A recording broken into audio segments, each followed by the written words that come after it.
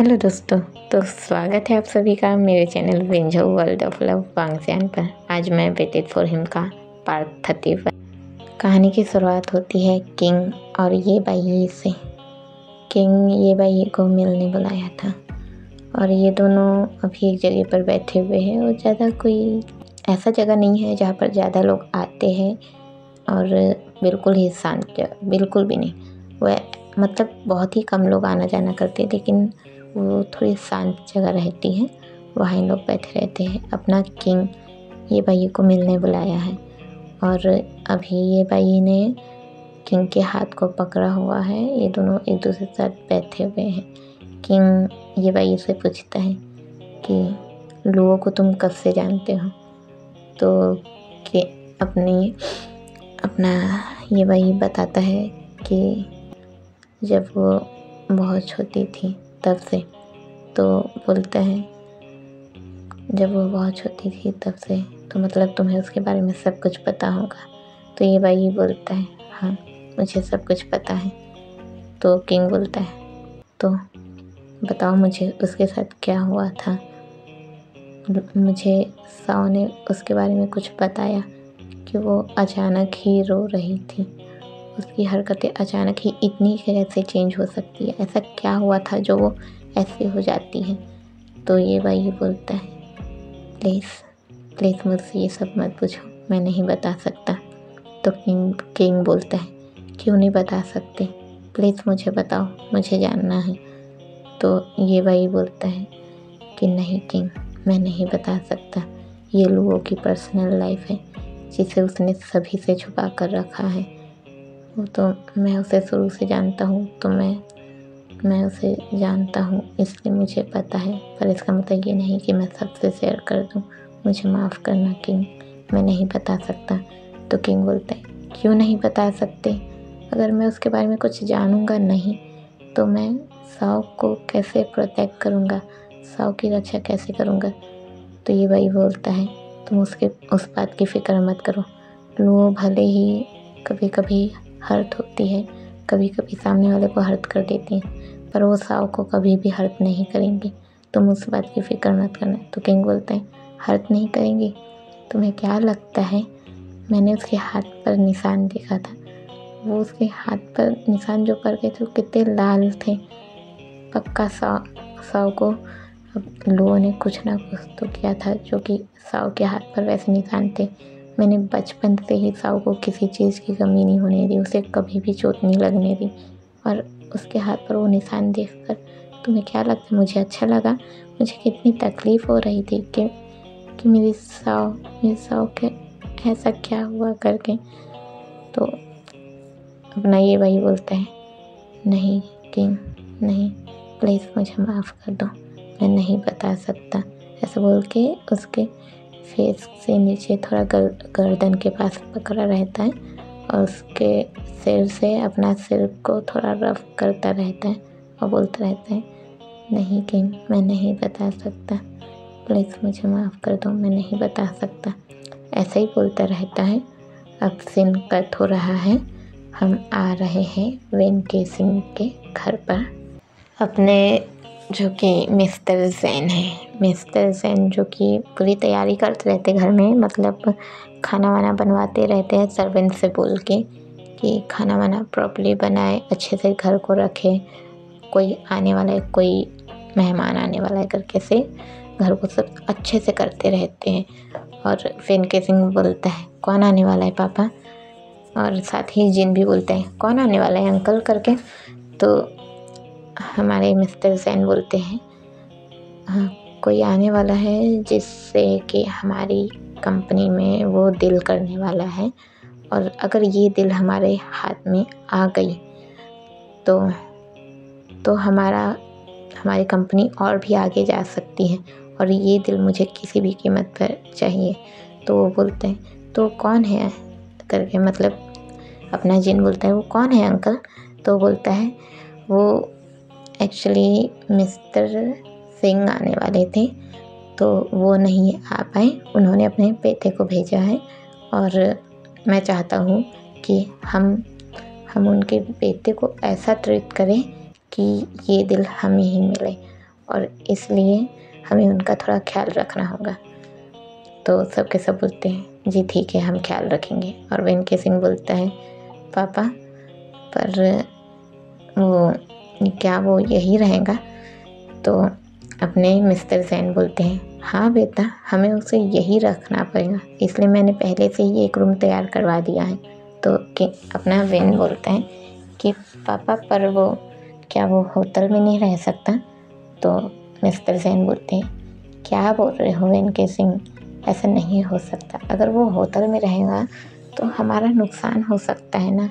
हम सिर्फ हमारा एक रूम हम उसे रहने को देंगे और हमें अच्छा खासा डील मिल सकता है। अगर वो हमसे खुश हो जाता है तो सबसे अच्छी डील हमें मिल जाएंगी, जिस वजह से हमारी कंपनी आगे जा सकती है।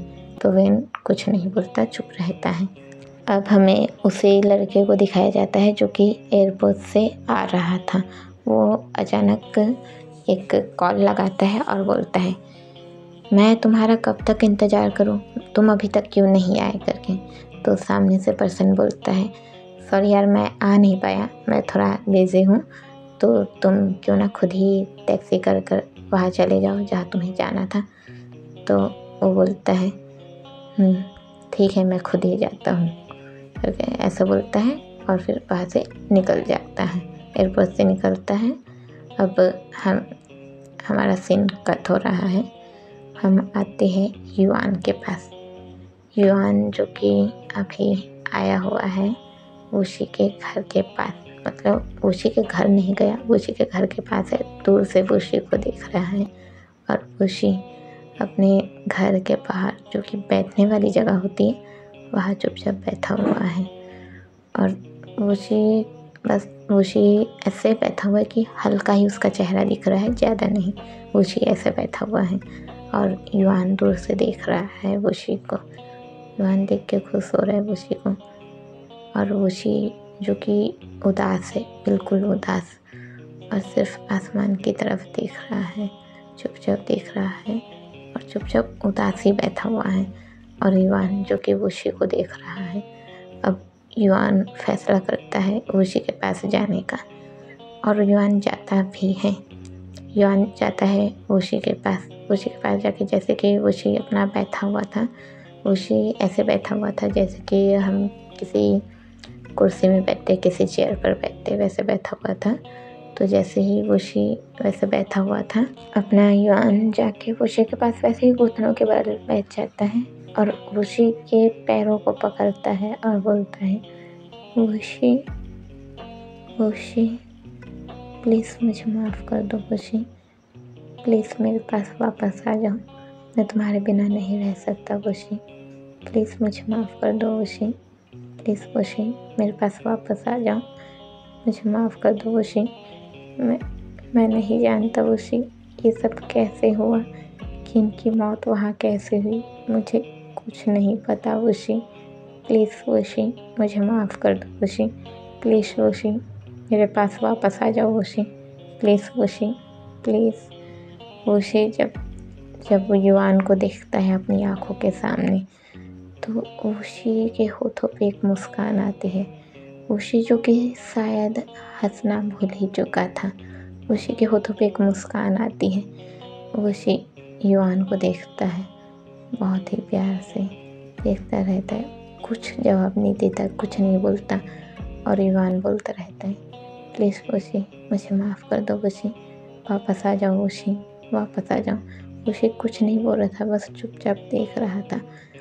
अब अचानक ही वुशी युआन को खुद से झटक देता है, खुद से दूर धकेलता है। जैसे ही वुशी युआन को खुद से दूर धकेलता है, युआन बीच रोड में ऐसे ही गिर जाता है, उल्टा गिर जाता है और वुशी को देखता रहता है। वुशी बोलता है मैंने तुमसे कहा ना, तुम्हारी वजह से मेरे भाई की मौत हुई थी।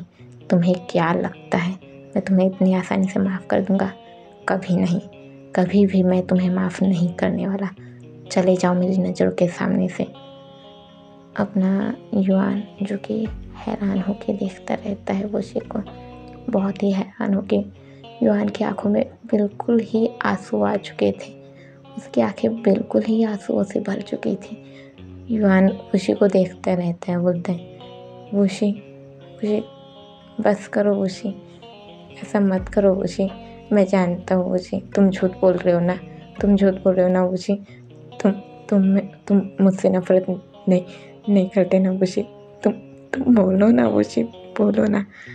और वुशी सीधे बोलते हैं, मैंने कहा मैं तुमसे नफरत करता हूँ।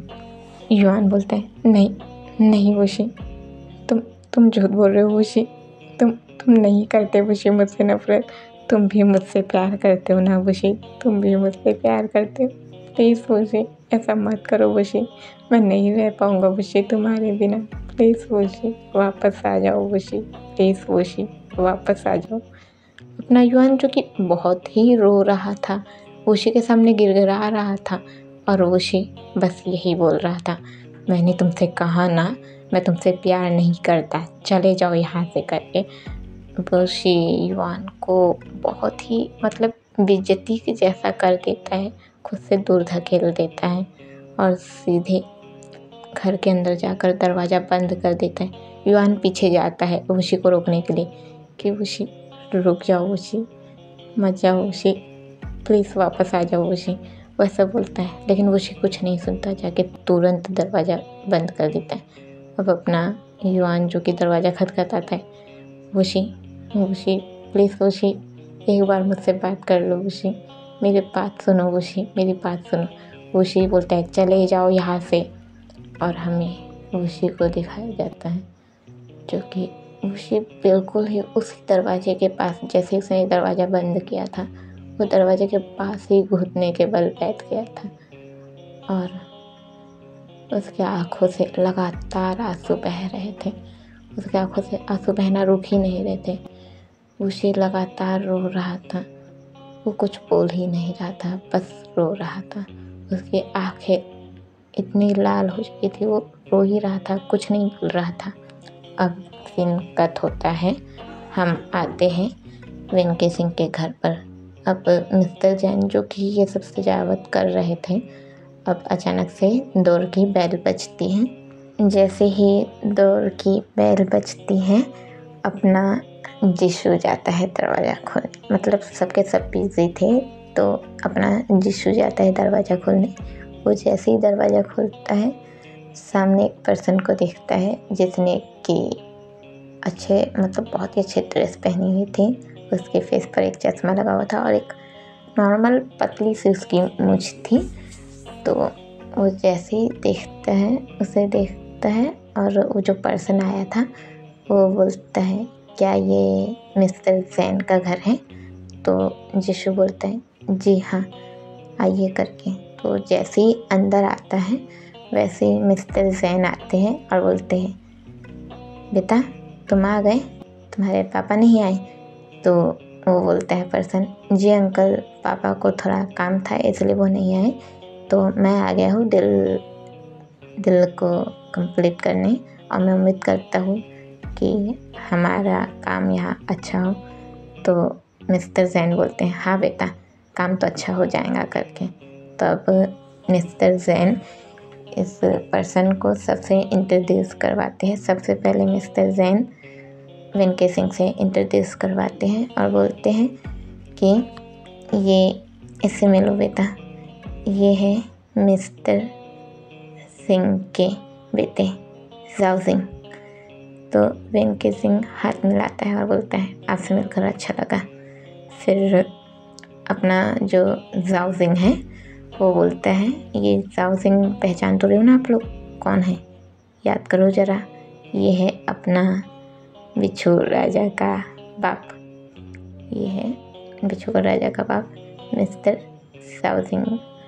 तो ये बोलते हैं उससे। अब मास्टर जो जाओ सिंह है, ये भी वेंकी सिंह से हाथ मिलाता है और बोलता है, आपसे मिलकर अच्छा लगा, और नाम पूछ लेता है कि आप कौन हैं? तो वेंकी सिंह बोलता है, मैं वेंकी सिंह हूँ करके। तो जो अपना जाओ सिंह है ये बोलता है, बहुत अच्छा नाम है आपका। तो वेंकी सिंह बोलते हैं, धन्यवाद, थैंक यू बोलते हैं। अब फिर मिस्टर जैन जाओ सिंह को जिन से मिलवाते हैं कि इससे मिलो, ये मेरे बेटे का दोस्त है जिन। तो जिन बोलते हैं आपसे मिलकर अच्छा लगा। तो वो जो अपना जाओ जिन है वो बोलता है मुझे भी आपसे मिलकर अच्छा लगा। अब मिस्टर जैन जाओ जीसू से मिलवाते हैं कि ये है जाओ जीसू मेरे बेटे का। जैसे ही वो ऐसा बोलते हैं वो अचानक ही जाओ जिन बोलता है अच्छा तो अंकल क्यों ना मैं अभी से ही अपना काम शुरू कर दूं, मतलब कि हमें दिल पूरा करना था। तो मिस्टर जैन बोलते हैं नहीं बेटा, दिल होती रहेंगे, पहले तुम चलो कुछ खा लो, तुम दूर से आए हो ना अभी। तो जाओ जिन बोलता है हाँ अंकल मैं दूर से तो आया हूँ, पर मैं चाह रहा था जितने जल्दी ये दिल कंप्लीट हो जाए उतना अच्छा रहेगा और मैं उतने जल्दी अपने घर वापस जा पाऊँगा, वो ऐसा बोलता है। तो मिस्टर जैन बोलते हैं हाँ बेटा तुम चले जाओ ना, पर पहले कुछ खा लो करके। अब सीन कट होता है लुओ और साओ के पास हम आ रहे हैं। जैसा कि साओ ने लुओ से कहा था कि वो उससे मिलने ज़रूर वापस आएंगे, तो अपनी साओ जो कि लुओ से मिलने आई है उसी के घर पर अब इन लोग आपस में बैठे हुए बातचीत कर रहे हैं अपना। बहुत ही मतलब इनका अलग ही क्वालिटी टाइम स्पेंड हो रहा है। ये लोग एक दूसरे के साथ खाना भी खा रहे हैं, मस्ती कर रहे, मजाक कर रहे, यहाँ से वहाँ घूम रहे, बहुत सारी मस्ती मजाक कर रहे हैं। अब ऐसा करते करते अचानक ही अपनी साव जो कि मतलब ऐसे लोग मस्ती मजाक करते ही रहते हैं, तो गलती से अपनी साव लोगों के ऊपर गिर जाती है। गिरने के कारण लोग और अपनी साव के लिप्स थोड़े से टच हो जाते हैं, तो साव तुरंत उठ जाती है और सॉरी बोलती है सॉरी लुओ, मेरा ऐसा कोई इरादा नहीं था, सॉरी मुझे माफ़ करना। तो लुओ अचानक पता नहीं लुओ को क्या होता है। अब इन लोग है हॉल में, जो कि सीधे हॉल है, हॉल के सोफे पर है इन लोग। अब लुओ को अचानक पता नहीं क्या होता है, लुओ अचानक ही साव को अपने नीचे कर देती है और साव के टॉप पर आ जाती है। अब जैसे ही लुओ साव के टॉप पर आती है, साव हैरान हो जाती है और हैरानी से देखते रहती है और बोलती है छोड़ो लुओ, क्या कर रही हो। लुओ पर कोई जवाब नहीं देती, चुपचाप साव को देखते रहती, बिल्कुल ही प्यार से देखती रहती हैं और अपनी साव जो कि परेशान होते रहती है कि क्या हुआ करके। अब लुओ अचानक से साव के निक पर किस करना शुरू कर देती है और लुओ जो कि किस कर रही थी, तो साव पहले खुद को छोड़वाने की कोशिश करती है कि लुओ छोड़ो, कोई भी आ जाएगा, पर लुओ नहीं रुकती, किस कर ही जा रही थी। अब धीरे धीरे लुओ जो कि थोड़ा थोड़ा नीचे जाते रहती है और साव को प्लेजर देने की कोशिश करती हैं और साव जो कि धीरे धीरे अपना कंट्रोल खो रही होती है। अब साव भी लोगों को किस कर रही होती है। अब धीरे धीरे अपनी लोगों जो कि अपनी साव को हल्का हल्का किस करते हुए वापस लोग के लिप्स के पास जाती हैं और फिर उसे किस करने लगती हैं।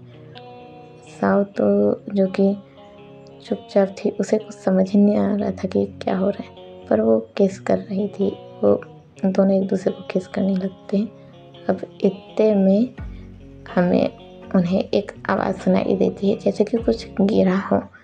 जैसे ही सुनाई देता है ये दोनों ऐसे देखते हैं कि क्या है करके। सामने एक पर्सन होता है जो कि हैरानी से इन दोनों को देखता रहता है। लुओ और साव तुरंत ही सीधा हो जाते हैं और खुद को ठीक करते हैं। खुद को ठीक करके ऐसे देखते हैं तो लुओ बोलती है पापा, और साव जो कि बिल्कुल ही शर्मिंदा फील करती है, वो चुपचाप अपना सर नीचे झुका देती है, कुछ नहीं बोलती, कुछ जवाब नहीं देती, बस चुपचाप रहती हैं सर झुका के नीचे। और लुओ बोलती है पापा। तो जैसे ही वो पापा बोलती है, लुओ ये क्या कर रही थी तुम? जो लुओ के पापा है वो चिल्ला देते हैं लुओ के ऊपर और बोलते हैं, ये क्या कर रही थी तुम लुओ, ये सब क्या है? लुओ बोलती हैं, पापा पापा वो पापा।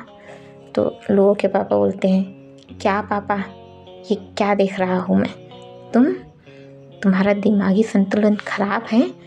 तुम एक लड़की के साथ ऐसा कर रही हो? अरे एक बाप तो अपनी बेटी को किसी लड़के के साथ ऐसे ना देख पाए, तुम तो एक लड़की के साथ कर रही हो। तुम्हें दिमाग खराब तो नहीं हो गया है लुओ? तो लुओ बोलती है, पापा आप मेरी बात तो सुनिए। तो लुओ के पापा बोलते हैं, मैं क्या सुनूं तुम्हारी बात, क्या समझूं, क्या है ये सब? क्या तुम इसलिए अपनी कॉलेज जाते थे?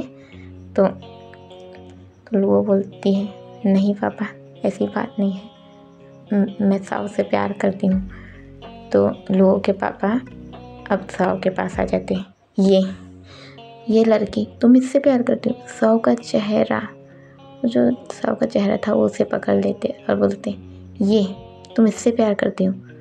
और साओ को ऐसे एकदम जोर से पकड़ लेते उसके चिन को और बोलते हैं, तुमने क्या जादू किया है मेरी बेटी पर जो ये ऐसे मुझसे बात कर रही है? तो साओ कुछ नहीं बोलती, साओ की आंखों से आंसू आते रहते हैं। लुओ बोलती है, पापा छोड़िए साओ को, पापा छोड़िए, आप ऐसा नहीं कर सकते। तो लुओ के पापा बोलते हैं, मैं कुछ भी कर सकता हूँ और अगर तुम्हें इतनी ही परेशानी हो रही तो निकल जाओ मेरे घर से अभी के अभी। तो लुओ बोलती है, पापा ये आप क्या कह रहे हैं? तो लुओ के पापा बोलते हैं, अगर तुम ये सब ही करोगी तो मेरे घर में तुम्हारे लिए कोई जगह नहीं है, निकल जाओ यहीं से अभी के अभी, ऐसा बोलते हैं। तो लुओ बिल्कुल ही रोने लग जाती है और साओ जो कि रोते रहती है और फिर बोलती है, अपने लुओ के पास जाती है और लुओ का हाथ पकड़ कर बोलती है, लुओ प्लीज़ मुझे माफ़ कर दो और हो सके तो मुझे भूल जाना, पर प्लीज़ कभी भी अपने पापा का साथ मत छोड़ना। लुओ बोलती है, नहीं साओ, मैं तुम्हारे बिना नहीं रह सकती, प्लीज़ ऐसा मत करो। और जो कि लुओ के पापा बोलते हैं, तुम्हें अगर इसके साथ जाना हो तो चले जाओ, पर कभी भी इस घर में दोबारा लौट कर मत आना। और लुओ जो कि रोती ही रहती है, साओ भी रोती रहती है, बोलती है, प्लीज़ मुझे भूल जाओ। और ऐसा बोल के चुपचाप जाने को होती है। तो उसी वक्त पे लुओ अपनी साओ का हाथ पकड़ लेती है, मैं तुम्हारे बिना नहीं रह पाऊँगी, और ऐसा बोल के साओ के साथ साओ का हाथ पकड़ के घर से बाहर निकल जाती है। कहानी यही रुक रही है, नेक्स्ट पार्ट में बहुत जल्द लाऊंगी और उम्मीद करती हूँ कि आप सभी को ये पार्ट पसंद आया हो। और जाने से पहले बस जय हिंद लिख कर जाना मत भूलिएगा दोस्तों।